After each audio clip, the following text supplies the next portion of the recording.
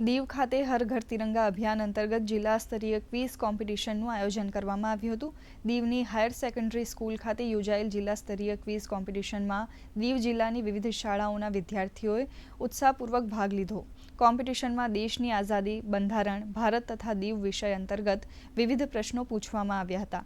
આ કોમ્પિટિશનમાં પ્રથમ નિર્મળા માતા સ્કૂલ, દ્વિતીય ઉચ્ચતર માધ્યમિક શાળા દીવ અને તૃતીય ઉચ્ચતર માધ્યમિક ગર્લ્સ સ્કૂલ વણાકબારા એ સ્થાન મેળવ્યું હતું, જેઓને દીવ જિલ્લા એજ્યુકેશન ઓફિસર અરવિંદ સોલંકી તથા પ્રિન્સિપલ વિજય બામણિયાના હસ્તે ટ્રોફી આપી પ્રોત્સાહિત કરવામાં આવ્યા હતા. આ કાર્યક્રમ આવા રાખવાથી જુદા જુદા કાર્યક્રમોની અંદર આ હર ઘર તિરંગા અંતર્ગત આવા કાર્યક્રમો રાખી અને બાળકોમાં ઉત્સાહ અને પ્રોત્સાહિત કરેલા. સાથે સાથે આવા કાર્યક્રમો રાખવાથી બાળકોને એક મોટિવેશન પ્રાપ્ત થાય છે.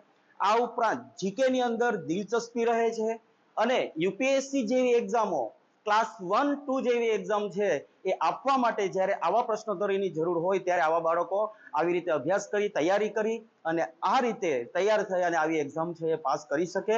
અમે અહીંયા ડિસ્ટ્રિક્ટ લેવલ દીવ ક્વિઝ કોમ્પિટિશનમાં આવેલા છે. એનો હેતુ છે હર ઘર તિરંગા. અમારો ત્યાં 3જો નંબર આવેલો છે અને મને ખૂબ આનંદ થાય છે.